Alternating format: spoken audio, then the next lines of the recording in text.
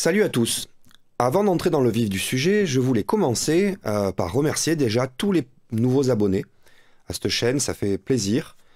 Je pensais pas que mes divagations puissent intéresser, mais bon, si c'est le cas, j'en suis très heureux, donc bienvenue à vous. Ensuite, je voulais vous dire, j'essaye de tenir une cadence de 2 ou 3 vidéos par semaine. Ça va être compliqué dans les semaines qui suivent.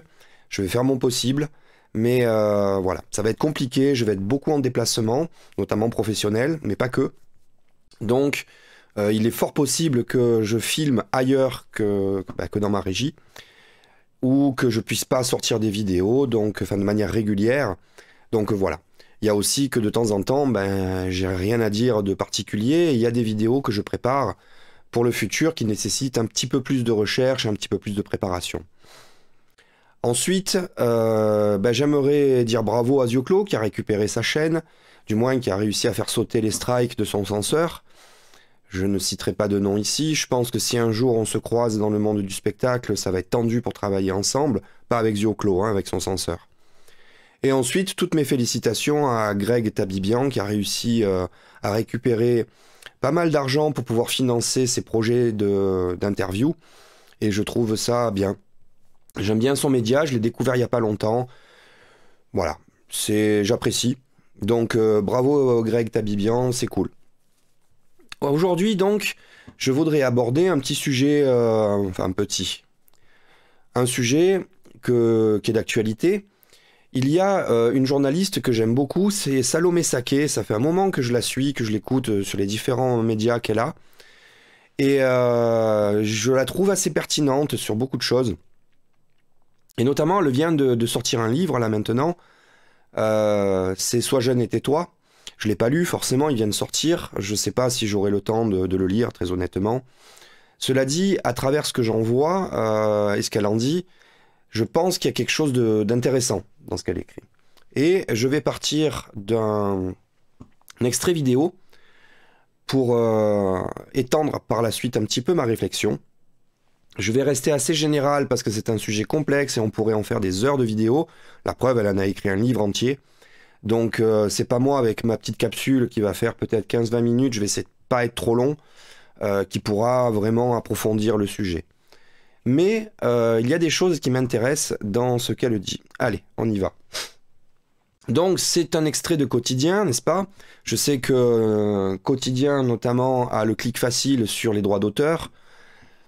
Bon, moi ma chaîne n'est pas monétisée, de toute façon j'ai pas assez d'abonnés ni de vues pour l'instant pour qu'elle le soit. Bon, on verra bien, hein.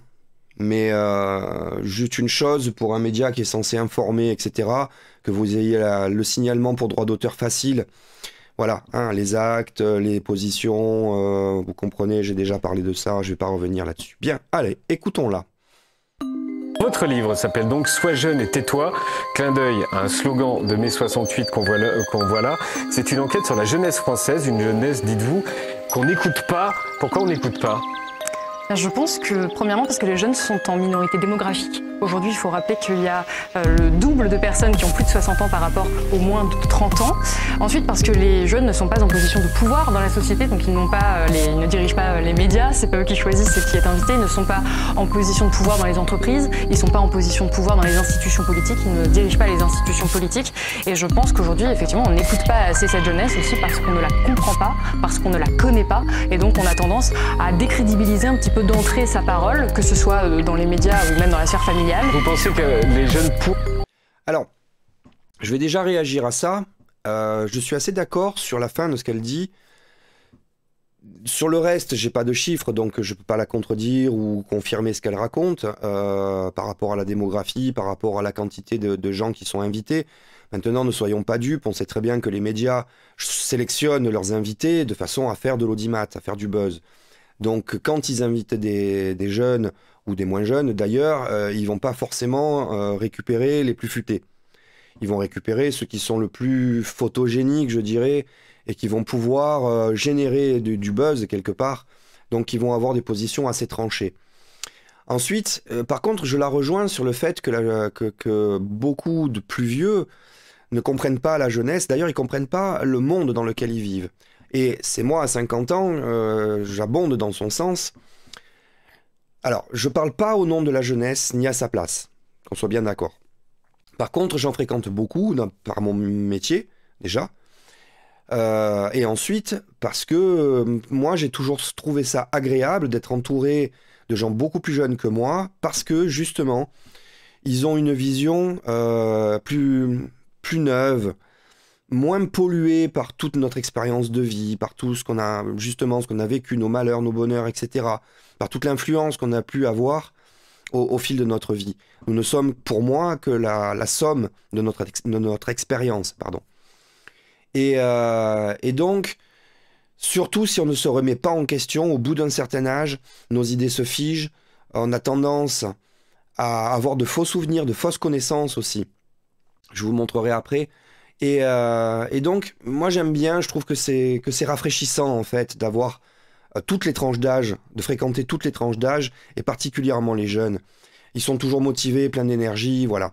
Et il y a un adage que j'aime beaucoup, c'est « si jeunesse savait et si vieillesse pouvait ». Alors, moi je veux pas rentrer dans le clivage des vieux et des jeunes, vraiment. De la même façon que je pense que la diversité à tous les niveaux est importante, est une richesse, je pense que la diversité d'âge aussi. Très honnêtement, à mon âge maintenant, il y a des choses que je n'ai plus envie de faire ou que mon corps n'est plus capable de faire. J'ai pas, je dirais, le même engouement, la même folie que j'avais il y a 30 ans, par exemple. Et je suis toujours amusé, admiratif de voir ceux qui ont 20, 30 ans avoir justement cette pêche, cette motivation et cette naïveté aussi vis-à-vis du monde. Parce que le manque de vécu fait qu'ils ont cette naïveté. Et je trouve ça frais. Par contre, là où je la rejoins, c'est que nous sommes à une époque qui est très différente des autres, malgré tout. Simplement parce que l'évolution du numérique est nouvelle dans notre histoire. Et que le numérique a permis une évolution et une acquisition des connaissances et des savoirs qui est exponentielle, qui va à une vitesse dingue, et que beaucoup de gens qui ne se documentent ou ne s'instruisent que à partir des médias classiques, finalement, ont une vision extrêmement parcellaire de la chose. Voilà. C'est mon avis là-dessus. Donc je pense qu'effectivement, je la rejoins totalement là-dessus. Beaucoup de personnes de mon âge et plus vieux, non seulement ne comprennent pas la jeunesse de maintenant, parce qu'ils n'ont pas vécu du tout les mêmes choses, mais surtout ils ne comprennent pas le monde global dans lequel ils vivent, et notamment l'impact de notre technologie, de notre confort de vie. On pourrait diriger les médias ou avoir des organisations politiques? Non, alors je dis pas qu'ils devraient ou pourraient diriger les médias, je dis que c'est le rôle des médias de leur donner autant la parole qu'au reste de la population. Et qu'aujourd'hui, on a tendance à parler des questions de jeunesse sans forcément apporter la nuance que ça mérite, sans donner la parole aux premiers concernés, et donc d'avoir un traitement qui ne leur ressemble pas, qui ne se rapproche pas de cette réalité, de cette vérité-là. Et donc c'est pour ça que j'essaie de leur donner un petit peu plus la parole dans ces livres, justement. Ouais. Alors comme pour tout, la jeunesse n'est pas monolithique, il n'y a pas une jeunesse qui pense la même chose, bien évidemment. Ça va dépendre du vécu de chacun, ça va dépendre des niveaux socio-culturels, ça va dépendre de l'expérience qu'ont vécu les personnes. Et il y a, contrairement à ce que dit Yann Barthès, qui commence à être un vieux lui aussi, hein, il faut le reconnaître, il y a des mouvements politiques qui sont composés exclusivement ou presque que de jeunes. Ce sont des mouvements qui sont très actifs d'ailleurs, notamment dans les villes. J'en connais plusieurs qui sont très impliqués, voilà. Donc, on ne met pas forcément le projecteur dessus, et les médias traditionnels qui sont dirigés par des plus âgés, qui essayent d'imposer toujours leur vision du monde, ne mettent en exergue que les jeunes quand eux, ils font du buzz. On va montrer des jeunes qui vont éteindre des panneaux lumineux, ou qui vont casser des trucs, ou qui vont résister à des machins.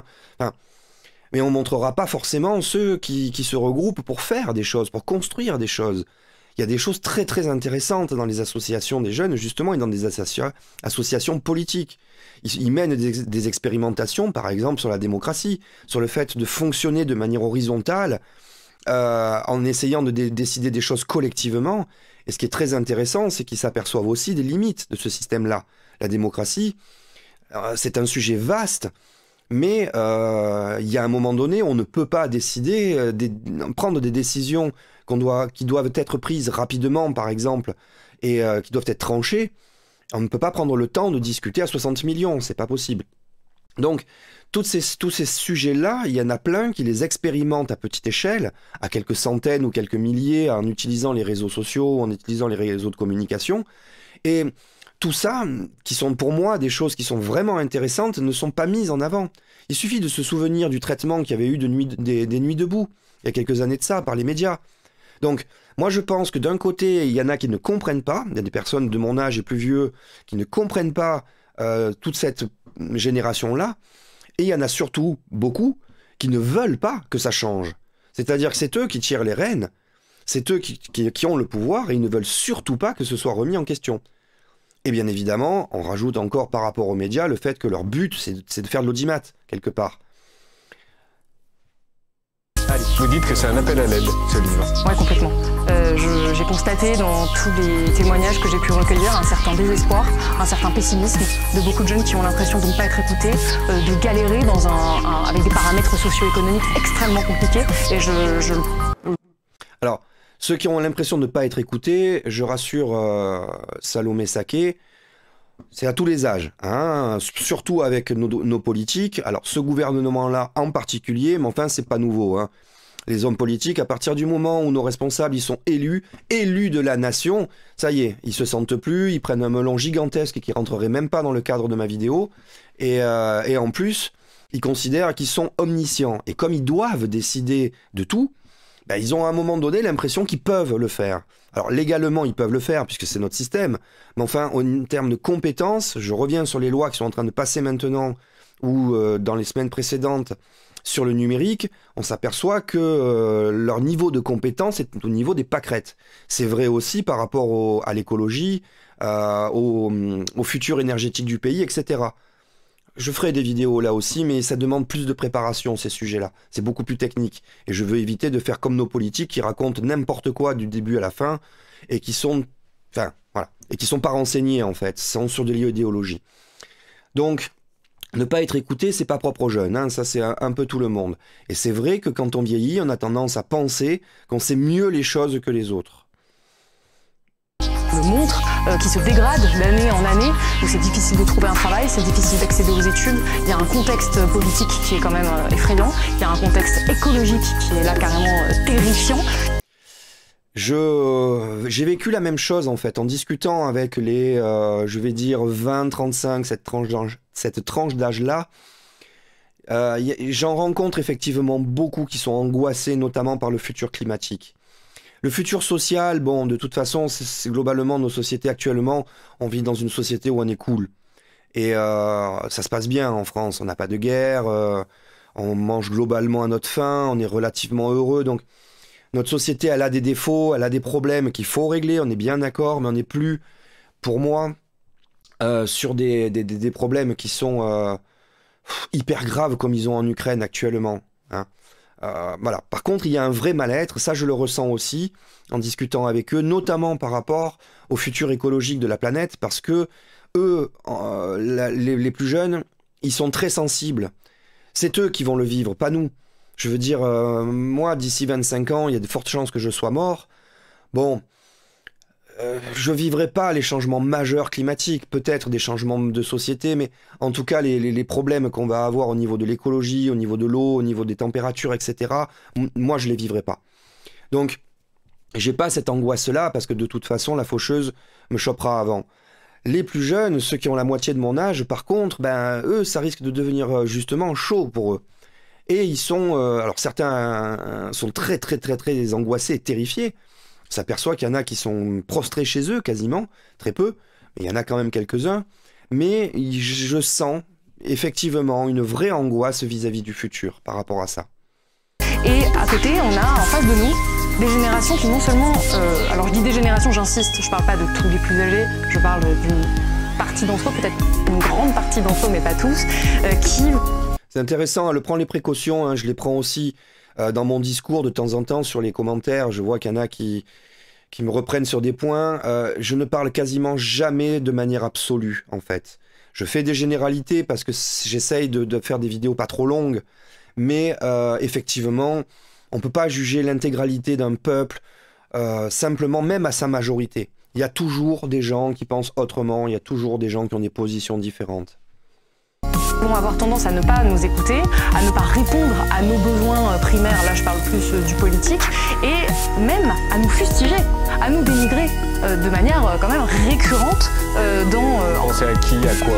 Alors, oui, là aussi, je l'entends aussi souvent. Maintenant, il faut faire la part des choses un peu. Sur des sujets de vie, quand on a une expérience de 30, 40, 50 ans, il y a des choses qu'on a vécues qui ne sont pas des vérités, mais qui en sont quand même un peu. Je veux dire, je vais prendre un exemple con. À 50 ans, je roule plus comme un calu sur la route. Et c'est pas parce que j'ai peur de la loi ou peur des amendes. C'est pas ça le truc. C'est que maintenant j'ai pris conscience que selon comment je roule, je vais mourir. Et je parle en pur égoïsme là. Hein. C'est pas par rapport aux autres, c'est par rapport à moi. Si je fais n'importe quoi avec ma moto, que je suis tout le temps à frotter les cale-pieds dans les virages, au moindre pépin, je pourrais pas réagir et je vais me tuer tout simplement. Donc autant quand j'étais jeune, que j'avais mon 125, je roulais comme un con, parce que j'avais pas cette notion du danger. Maintenant, avec l'âge, forcément, j'ai ralenti, parce que oui, je commence à avoir peur.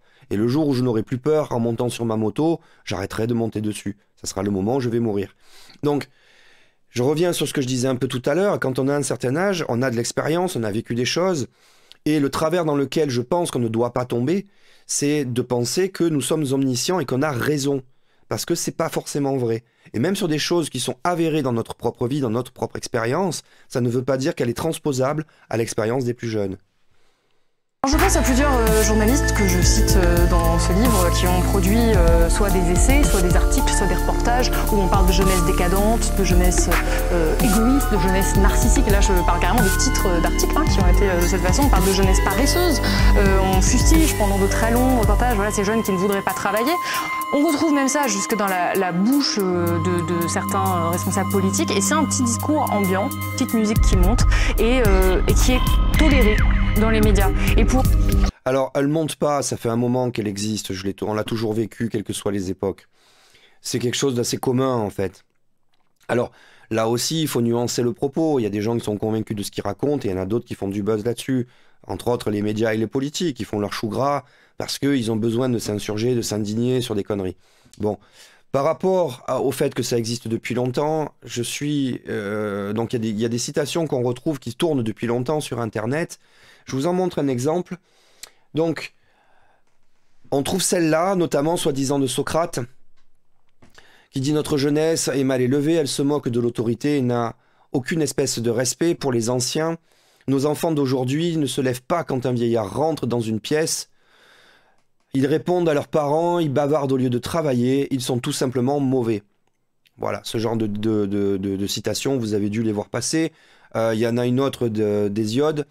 Je n'ai plus aucun espoir pour l'avenir de notre pays si la jeunesse d'aujourd'hui prend le commandement demain, parce que cette jeunesse est insupportable, sans retenue, simplement terrible. Vous en avez une autre de Platon aussi qui circule, voilà. Et puis vous allez trouver aussi ce genre de citations là, qui viennent soi-disant soit de tablettes d'argile, de comment ils disent, voilà, poterie d'argile, ou alors un prêtre égyptien sur un mur. Bon. Là, il faut faire attention à plusieurs choses. Donc je prends ces citations-là sur le guichet du savoir, qui est la bibliothèque municipale de Lyon. Et ce qui est très intéressant, c'est que là, c'est une question de quelqu'un qui demande si ces citations sont réelles. Alors, il faut les remettre dans le contexte, bien évidemment.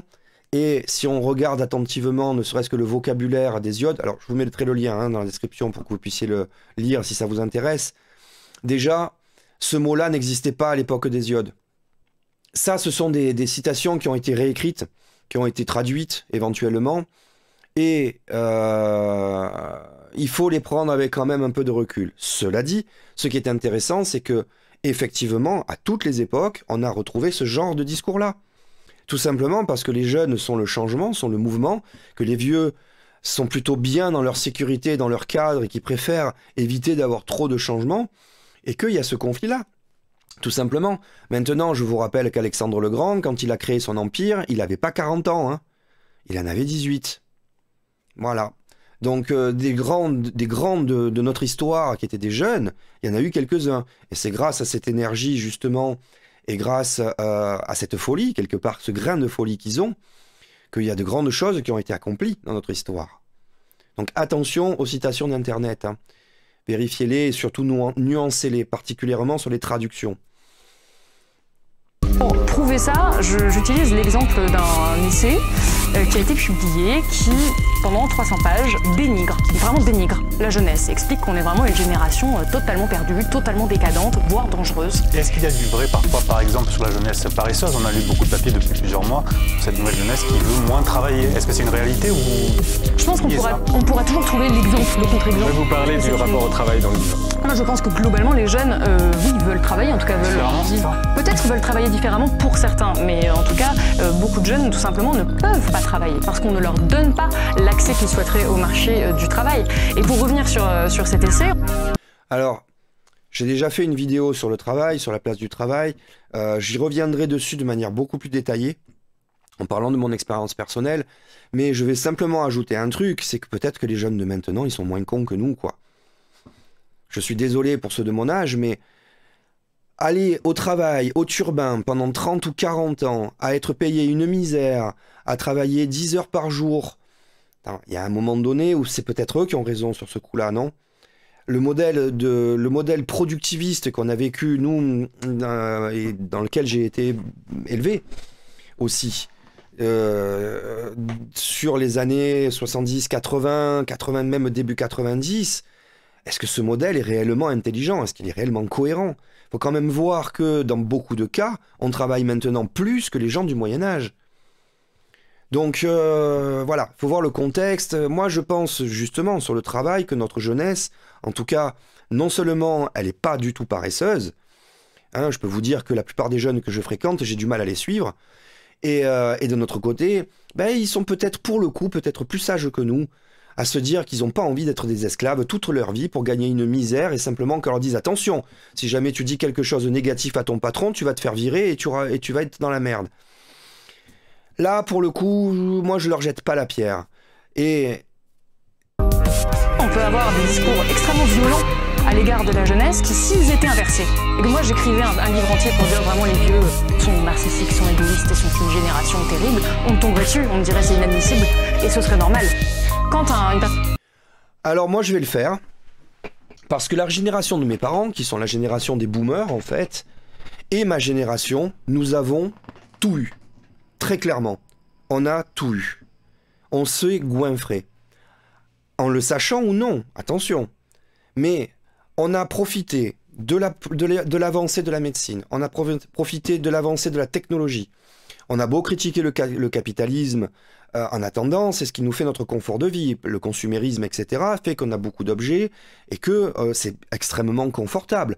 Moi, quand je dois que je dois débiter des troncs d'arbres qui sont tombés, je le fais pas à la scie à main, je le fais avec une tronçonneuse. Donc je suis bien content d'avoir suffisamment d'énergie dans une machine pour éviter de me le taper à la scie et passer des semaines entières à découper du bois que je vais devoir brûler. Donc oui, je pense très clairement que nos générations ont été privilégiées. On s'est goinfré, surtout dans des classes sociales comme la mienne, qui sont des classes moyennes en fait. Moi je ne suis pas un riche, mes parents n'étaient pas des riches, c'était des classes moyennes. Mais dans les années 80, les classes moyennes, on pouvait vivre bien. Vraiment, on partait en vacances, on n'avait pas de problème financier majeur, il fallait faire attention par moment, mais c'est tout. Donc oui, je leur jette la pierre. Et je vais même citer Orelsan, dans L'odeur de l'essence, où il dit « Mamie, il reste 3 ans à vivre et elle vote Front National ». Et là, alors que vote Front National ou pas, peu importe, mais ce que je trouve important, c'est qu'à partir d'un certain âge, il y a un moment donné où si on veut réellement le bonheur de nos enfants ou de nos petits-enfants, c'est pas par rapport à ce qu'on veut vivre nous et ce qu'on doit vivre, leur imposer notre façon de vivre, c'est essayer de voir avec eux ce que eux veulent vivre. Parce qu'effectivement, je le répète, moi il me reste peut-être 20-25 ans à vivre. Est-ce que ma voix devrait avoir autant d'importance pour décider de l'avenir du pays que celle de ceux qui ont 20 ans? Moi, je pose la question, là, j'ai pas de réponse, mais je pose la question. Est-ce que quelqu'un de 80 ans a une légitimité pour décider de l'avenir sur les 20 ans prochains du pays? Je pense que c'est une bonne question, ça. Parce que finalement, les plus âgés, désolé, mais la réalité des choses et la nature fait que nous allons disparaître avant les jeunes. Et j'espère que ce sera dans ce sens-là. Donc, est-ce que c'est bien que nous décidions à leur place? Est-ce qu'on ne pourrait pas imaginer justement un autre système, de se dire que, passé un certain âge, une certaine expérience, on soit moins décideur, mais plus conseiller? Qu'on pourrait essayer de faire profiter les plus jeunes de notre expérience, mais qu'on voit avec eux quand même qu'est-ce que va être le pays. Parce que très concrètement, l'avenir du pays, quelque part, à partir d'un certain âge, je m'en foutrais royalement. Ce ne sera pas mon histoire. Donc, je pense qu'elle a raison sur le fait que si elle écrivait un livre direct sur les vieux, ça passerait pas. D'un autre côté, il faut aussi revenir dans la réalité et se dire que nous avons été des privilégiés et que les jeunes actuellement sont très privilégiés dans un certain domaine, mais beaucoup moins que nous dans d'autres. Et nous contribuons en plus à limiter leur liberté. Parce que dans les années 80-90, on pouvait se goinfrer pour aller jouer en tant que gamin. On était beaucoup moins surveillés, enfin, on en avait l'impression, on était beaucoup plus libre. Il y avait quand même effectivement une grande liberté de ton. Et je parle pas forcément de la liberté légale. Je dis juste que si je prends les humoristes comme Coluche ou comme Desproges, socialement, ils avaient plus la possibilité de dire des choses. Il y a pas mal de leurs sketchs, mais on le diffuserait maintenant, ou des inconnus qui ne passeraient plus par rapport aux valeurs actuelles. Donc, voilà, je suis assez partagé sur ce point-là. Je pense qu'il y a une vraie réflexion à mener, qu'il y a de vraies questions à mener. Et pour le coup, il faudra que je prenne le temps de me poser cette fois-ci et pas de faire comme ça une vidéo à chaud en commentant ce qu'elle raconte, mais en me sourçant, en documentant et en faisant quelque chose de plus construit. Les personnes plus âgées fait ça à l'égard de la jeunesse, ça passe. C'était la conclusion. Bien. J'espère que cette vidéo, qui est bien trop longue, vous aura plu. Et je vous dis à bientôt pour un autre sujet.